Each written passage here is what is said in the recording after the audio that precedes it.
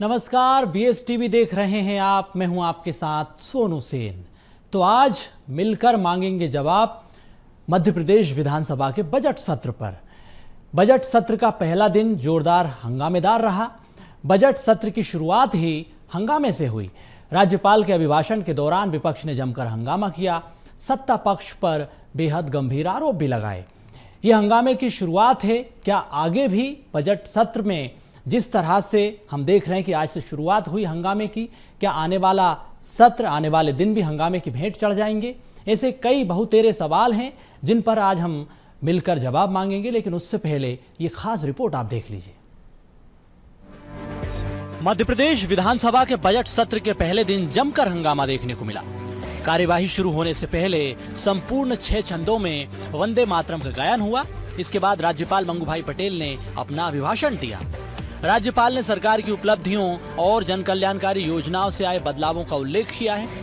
उन्होंने संकल्प पत्र 2023 में किए गए वादों पर अब तक हुए कार्य और आगामी लक्ष्यों की जानकारी भी दी।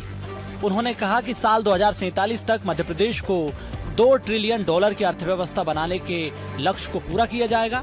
जब राज्यपाल ने उज्जैन में शिप्रा नदी को प्रदूषण मुक्त करने का जिक्र किया, वैसे ही नेता प्रतिपक्ष उमंग सिंघार ने हंगामा शुरू कर दिया। उज्जैन में शिप्रा को कान्हा नदी से दूषित जल से बचाने के 919 करोड़ रुपए के अधिक कान्हा डाइवर्जन क्लोज डक्ट परियोजना का कार्य 52% पूर्ण हो चुका है। नई शिक्षा नीति के अंतर्गत 94 सांदीपनि विद्यालय संचालित किए जा रहे हैं। माता सबरी आवासीय कन्या शिक्षा परिसर भवनों के निर्माण किया जा रहा है। नल जल वाली तो मेरी सरकार आपने बोला ही जनजाति शिप्रा तक ही पहुंचे, इंदौर तक पहुंचे नहीं। भागीरथपुरा में इतनी बड़ी घटना हो गई। माननीय अध्यक्ष महोदय, हंगामे की भेंट चढ़ा बजट सत्र का पहला दिन। पहले दिन सदन में संग्राम। विपक्ष ने खड़े किए सवाल। राज्यपाल के अभिभाषण के बीच विपक्ष का हंगामा। सत्ता पक्ष ने हंगामे को बताया लोकतंत्र का अपमान। विपक्ष ने राज्यपाल के अभिभाषण का किया विरोध। मंत्री राजेंद्र शुक्ला, कैलाश विजयवर्गीय, विजय शाह के इस्तीफे की मांग। सदन में गूंजा भागीरथपुरा कफ सिरफ शाह का मुद्दा। अभिभाषण पर आपत्ति, कल चर्चा पर फिर होगा हंगामा। नेता प्रतिपक्ष उमंग सिंघार ने राज्यपाल के अभिभाषण को लेकर कई आरोप लगाए। उन्होंने कहा कि नल जल योजना और इंदौर में दूषित पानी से हुई मौतों का मुद्दा भाषण में शामिल नहीं किया गया। नेता प्रतिपक्ष ने अभिभाषण की कॉपी नहीं देने और माइक बंद करने का आरोप भी लगाया। इस दौरान विपक्ष ने हंगामा करते हुए जमकर नारेबाजी की। उधर हंगामे के बीच राज्यपाल ने अपना अभिभाषण जारी रखा।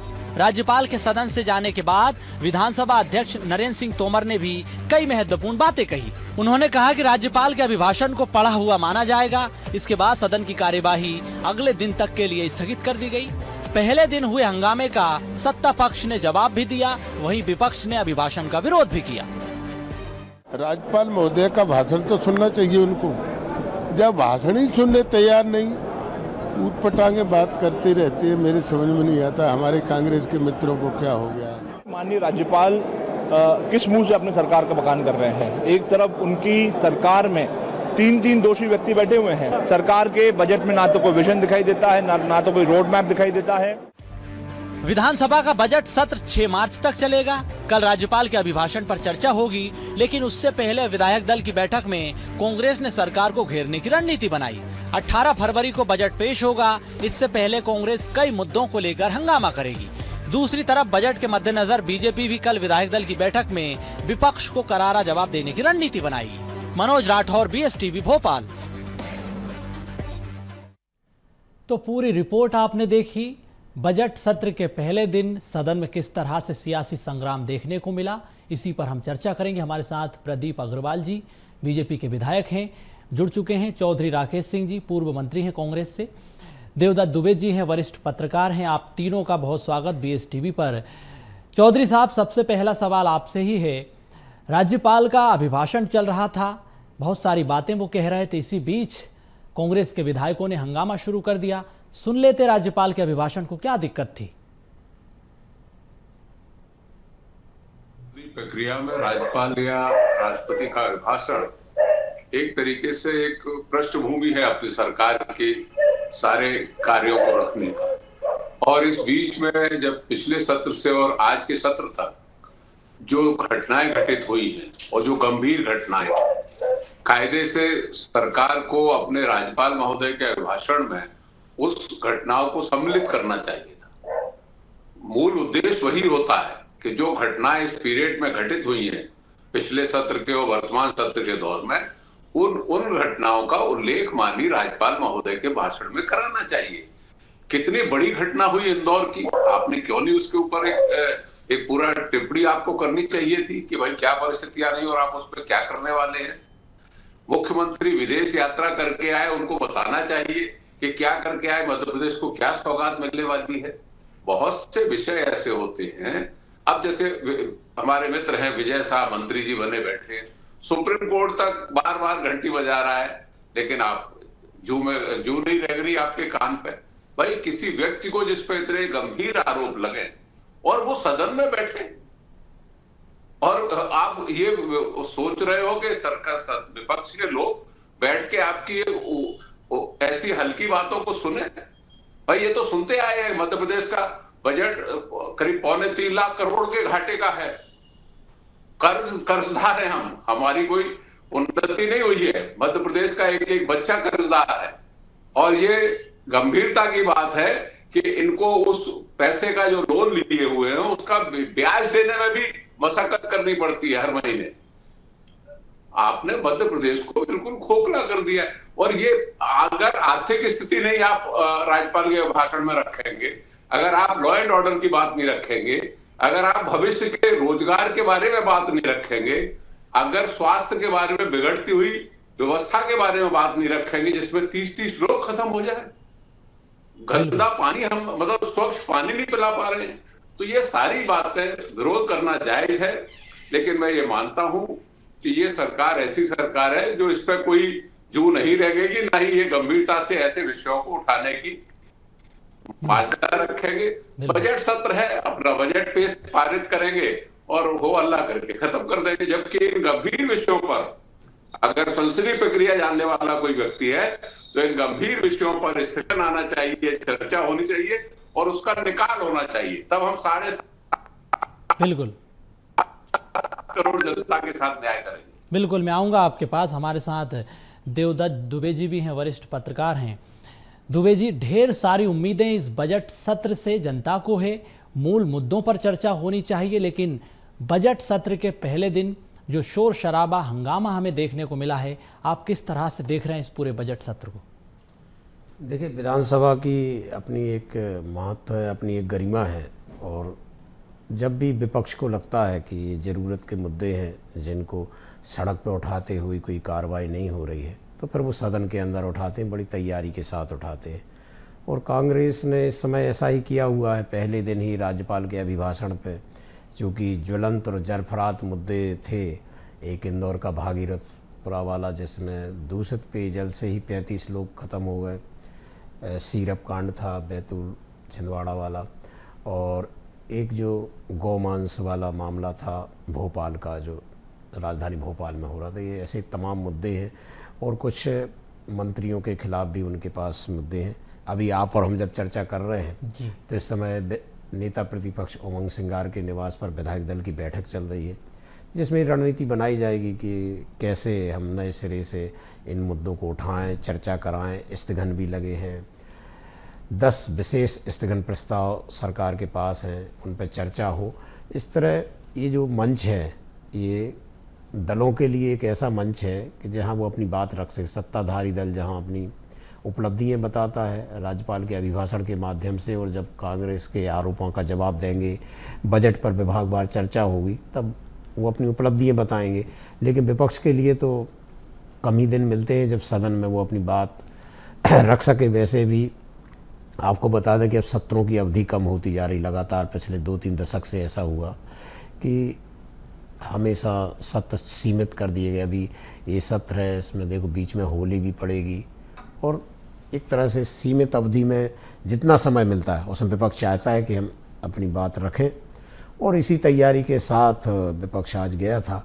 लेकिन पहले दिन जिस तरह से हंगामा हुआ है मुझे लगता है कि आगे भी बहुत हंगामा होगा।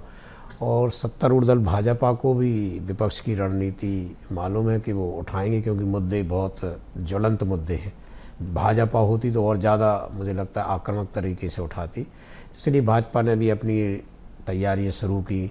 आपने देखा होगा कि कैलाश विजयवर्गीय जो लंबे समय से नाराज़ चल रहे थे, यहाँ तक कि उन्होंने 26 जनवरी को झंडा भी नहीं फहराया, अवकाश पे थे। उनकी कल मुख्यमंत्री से मुलाकात हो चुकी थी, क्योंकि वो संसदीय कार्य मंत्री भी है, तो वहाँ फ्लोर मैनेजमेंट भी उनको देखना है।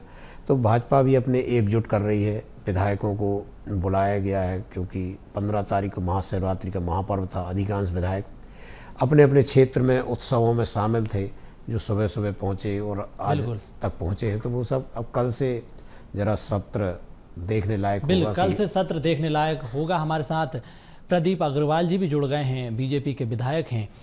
प्रदीप जी, सत्र की शुरुआत हुई, आप मुद्दों से भागना क्यों चाहते हैं?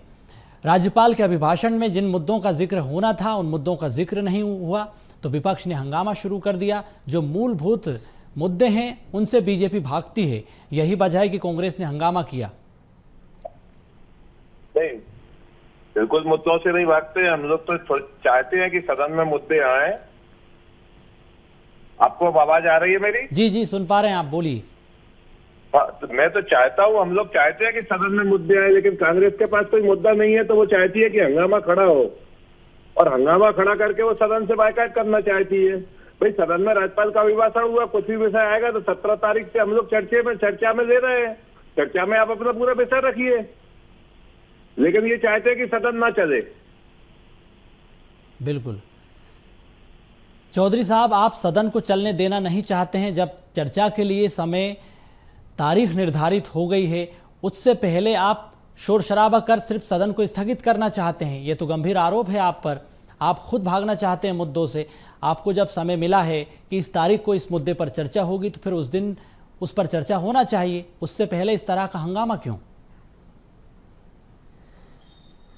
नहीं, कोई नहीं भागना चाहता है। विपक्ष हमेशा अपने नोटिस देता है गंभीर मुद्दों पर, और मैं तो पिछले 15 साल से देख रहा हूं भारतीय जनता पार्टी की मध्य प्रदेश की सरकार को कि ये जो ज्वलंत मुद्दे हैं, पब्लिक ग्रीवेंसेस के मुद्दे हैं, उन पे ये किसी सूरत में बात नहीं करना चाहते। चाहे उनको विधानसभा भंग करनी पड़े, लिक्विडेशन करके उसको खत्म कर देना चाहिए, ये लेकिन चर्चा नहीं कराना चाहते। और ये आरोप विपक्ष पे नहीं है।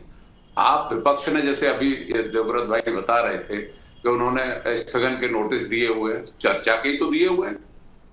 आप उसको स्वीकार करिए, आप टाइम करिए, कैसे समय हम चर्चा, और चर्चा में क्या आफत आई जा रही है? आप चर्चा मतलब अपनी बुराई सुनने के लिए या यथास्थिति मध्य प्रदेश की आपको सुनने के लिए क्या तकलीफ होती है?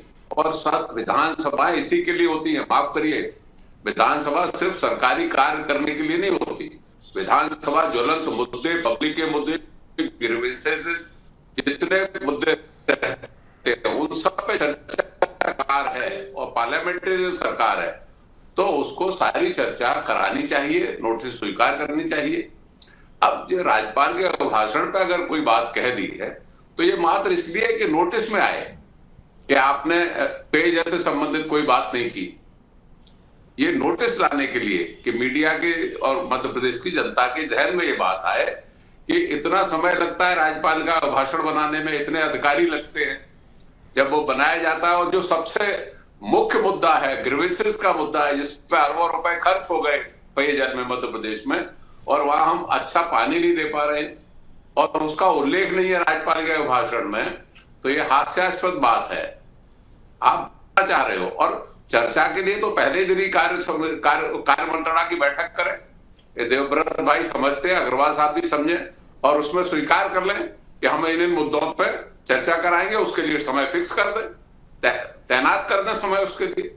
कोई विपक्ष का आदमी ये चाहता है कि जनता जो परेशान है उसके जो मुख्य मुद्दे हैं, भाई शासकीय स्तर पे तो वो मुद्दे आएंगे नहीं, वो तो विपक्ष के विधायक को ही उठाने पड़ेंगे। तो उन मुद्दों को आप स्वीकार करें और उन पर चर्चा करें, ताकि वस्तु स्थिति से जनता भी अवगत हो और आपको एक नेक रास्ता मिलेगा। जो चर्चा निकल के आती है उससे सरकार को कार्य करने में सहूलियत मिलती है, मेरा ये मानना है। बिल्कुल प्रदीप जी, जनता को सच्चाई पता होना चाहिए। आप दावे करते हैं नल जल योजना के माध्यम से हम लाखों करोड़ों लोगों के घरों तक पानी पहुंचा रहे हैं, लेकिन जमीनी हकीकत यह है कि लोगों के घरों तक साफ पानी नहीं पहुंच पा रहा है।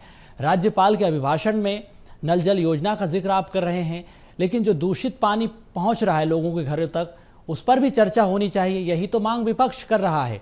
आप राज्यपाल के अभिभाषण की कॉपी विपक्ष को क्यों नहीं दिए पहले, ये भी सवाल है। मैंने 2003 का कार्यकाल भी देखा है, 2013 का भी देखा है, 2025 का भी देखा है।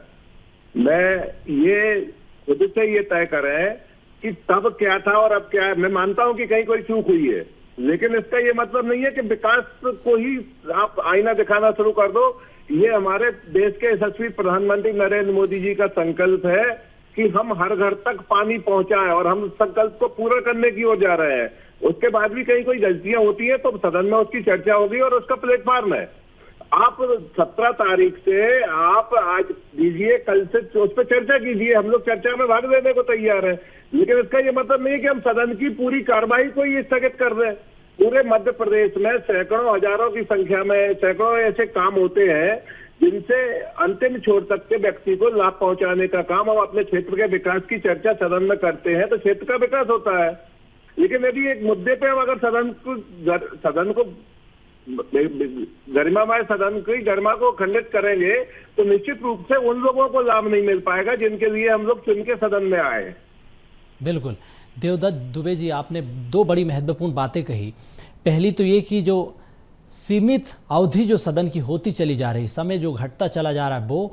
दूसरा जो आप जिक्र कर रहे थे कैलाश विजयवर्गीय का मुद्दा हो या विजय शाह का मुद्दा हो, और जिस तरह से नल जल योजना को लेकर विपक्ष लगातार सवाल खड़े कर रहा है, आप अपनी बात रखिए इन दोनों तीनों मुद्दों पर। देखिए विधानसभा का जो मंच है वो इसीलिए है कि उन मुद्दों को उठाया जाए जिन पर अभी तक निर्णायक कार्रवाई सरकार की तरफ से नहीं हुई है जी। तो ये ऐसे मुद्दे थे, जैसे विजय साय वाला मामला था कि सुप्रीम कोर्ट भी उसमें समय सीमा दे चुका था, लेकिन फिर उन्होंने वो आवेदन दे के उसको तिथि को बढ़वाया।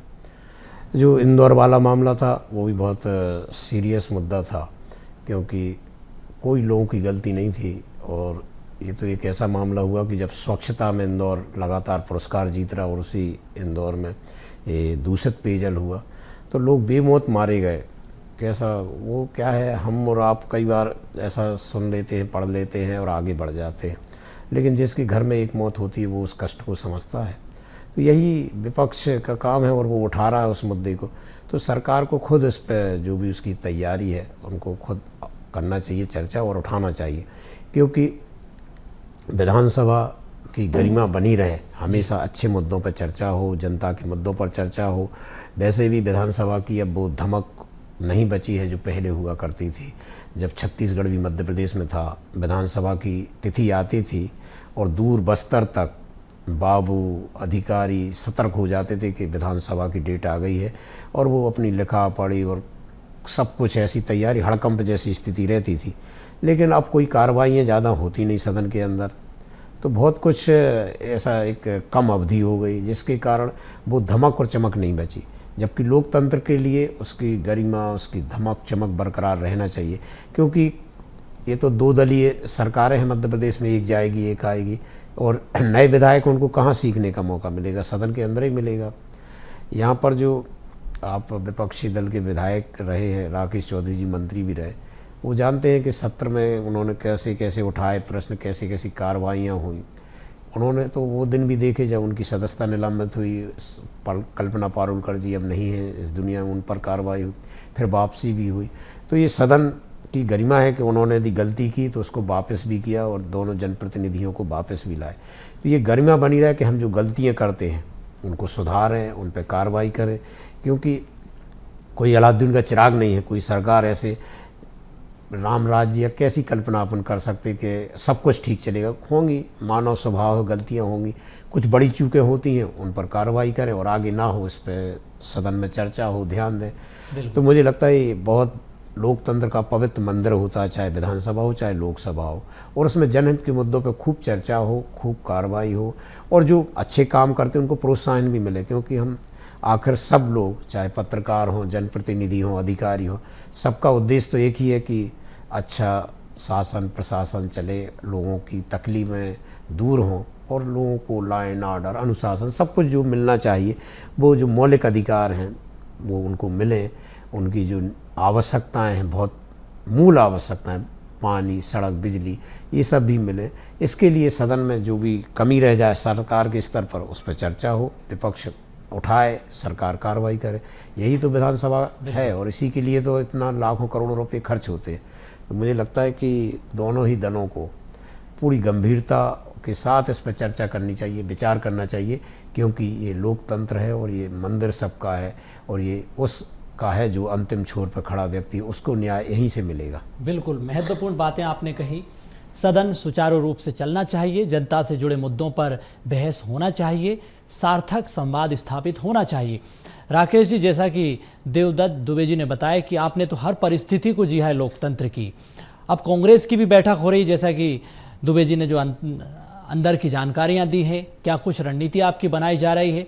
आज का दिन तो हंगामे की भेंट चढ़ गया, आगे आपकी क्या रणनीति रहेगी सदन में? श्रीमान, मैं तो उसमें हूँ। और विधायक लोग जो रणनीति तय करते हैं वो विधायक दल की बैठक में करते हैं। तो नेता प्रतिपक्ष और सब लोग मिलके अपने आगे की रणनीति तय करेंगे, किस तरह से जनता के गंभीर मुद्दों को किस फ्लोर पर कैसे उठाया जाए, ये उनकी बुद्धिमत्ता होगी। चाहे राजपथ से प्रदीप अग्रवाल जी बार बार कह रहे हैं राज्यपाल का अभिभाषण, मैं ये बात मानता हूं कि राज्यपाल के अभिभाषण पर इनहेरेंट अच्छा समय मिलता है। आप किसी भी विषय पे कैसी भी बात कर सकते हैं। मेरे जैसा व्यक्ति जब हाउस में रहता था तो राज्यपाल के अभिभाषण पर मालूम नहीं कौन कौन से विषय को उठा देता था। और आपके पास अभी बजट सत्र आएगा, उसमें अनुदान मांगे आएंगी, आप अच्छी तरह से बात रख सकते हैं। लेकिन माना यह जाता है कि जब बजट सत्र चलता है तब ध्यानाकर्षण कम से कम लेने का प्रावधान है। ये मेरा जो संसदीय ज्ञान है जो मैं बता रहा हूं। लेकिन अगर विषय इतना गंभीर है, जैसे पेयजल से मृत्यु हो गई 35, विजय शाह जी वाला प्रकरण है, इस पर तो चर्चा कराना ही चाहिए। तभी लोकतंत्र इस स्वच्छ रहेगा और ठीक रहेगा। बिल्कुल प्रदीप जी, जवाबदेही सुनिश्चित होनी चाहिए, चर्चा भी होनी चाहिए, एक्शन भी होना चाहिए।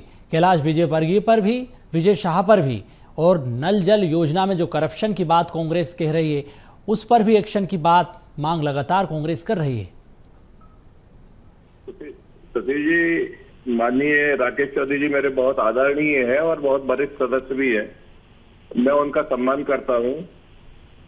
और मेरा सिर्फ इतना कहना है कि एक घटना हुई और बहुत दुखद घटना हुई, हम सबको उसे संज्ञान में लेना चाहिए। और जी, इस्तीफे की मांग की जा रही लगातार। कैलाश विजयवर्गीय का इस्तीफा मांगा जा रहा है, महापौर का इस्तीफा मांगा जा रहा है, विजय शाह पर अलग तलवार लटकी हुई है।